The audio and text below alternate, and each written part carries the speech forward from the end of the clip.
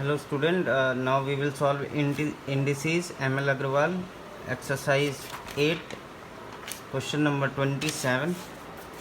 Question number 27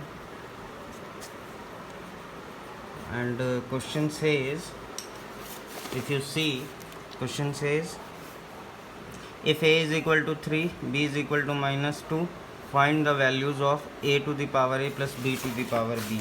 So what you have given A is equal to 3 and I hope आपको दिख रहा है, B is equal to minus 2.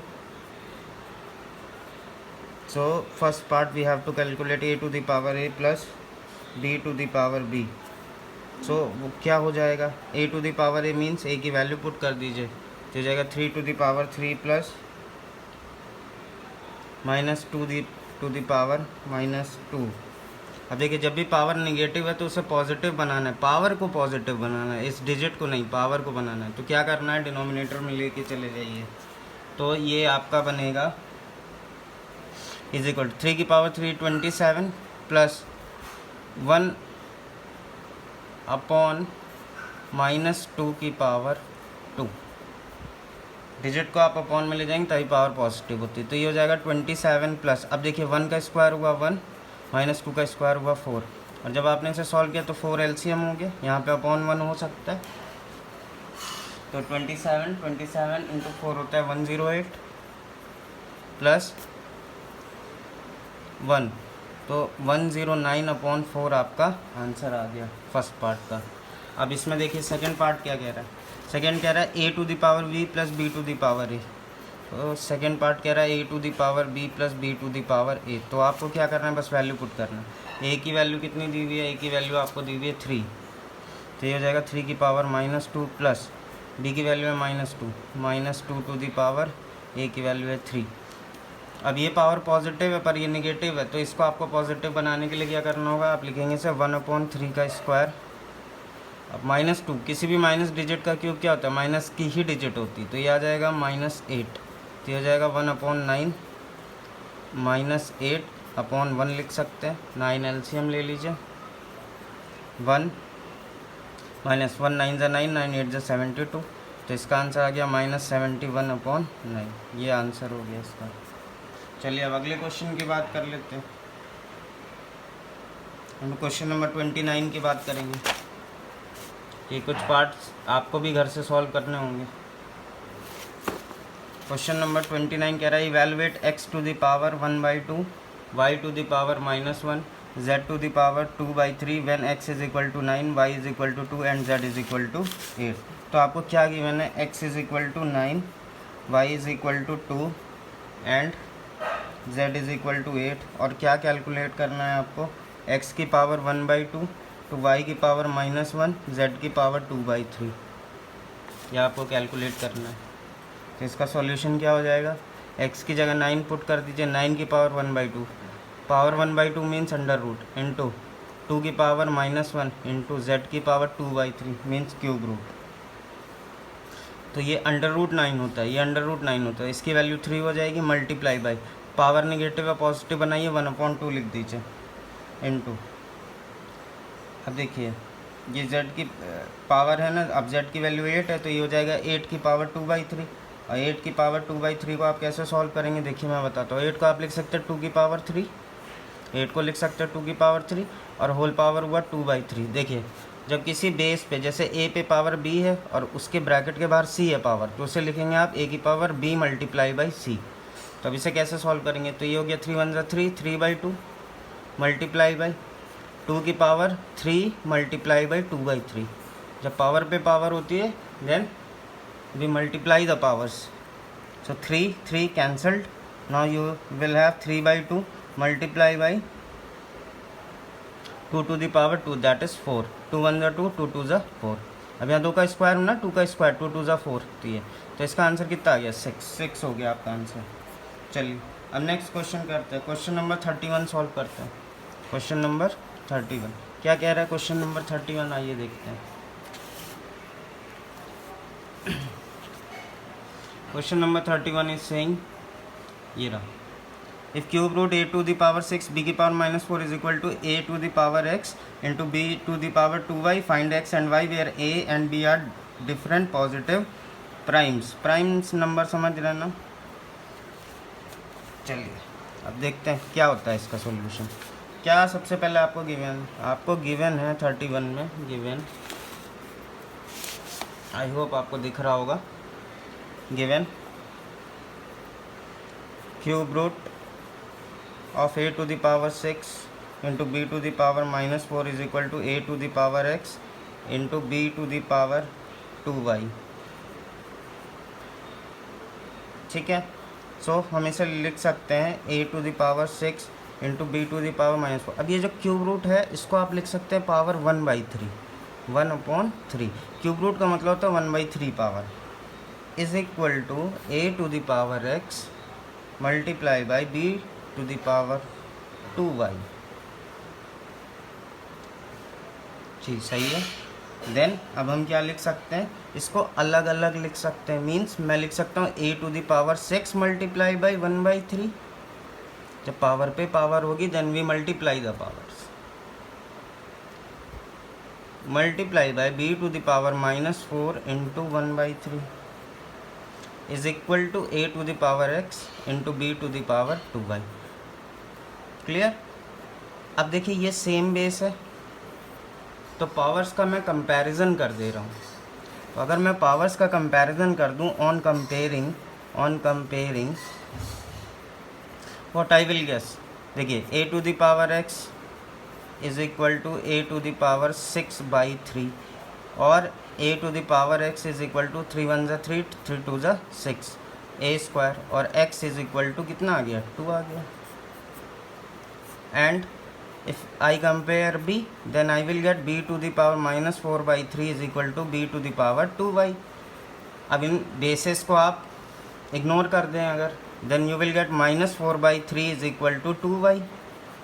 So y की value क्या हो जाएगी, y इज इक्वल टू क्या हो जाएगा, ये 2 जाके 3 में मल्टीप्लाई हो जाएगा -4/6। That is the required answer. चलिए let's talk about question number 33। See question number 33. What question is saying? Question says if p to the power -1 q square whole power 7 upon p square q to the power -4 divided by p cube q to the power -5 upon p to the power -2 into q cube whole power -5 is equal to p to the power x q to the power y, find x plus y। Okay कोई problem नहीं है। चलिए question number 33, मैं book से थोड़ा सा data note कर लेता हूँ।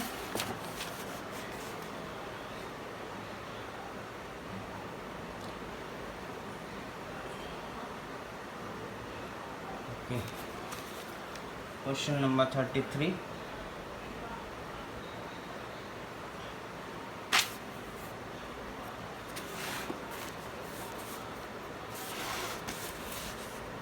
Just a minute. given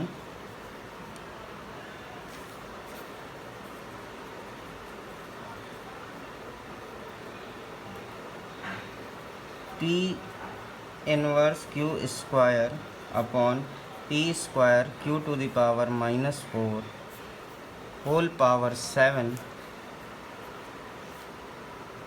divided by p to the power 3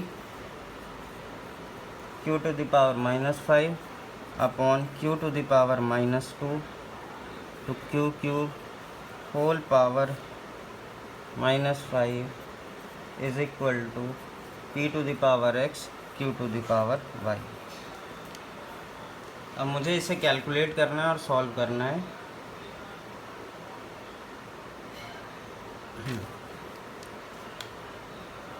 then what can I write, अब डिवाइड हो रहा है तो मैं इसे क्या लिख सकता हूँ। सबसे पहले मैं क्या करता हूँ, इस 7 का जब पावर पे पावर होती है, when we have some power on power bracket के बाहर हो तो वो मल्टीप्लाई हो जाता है।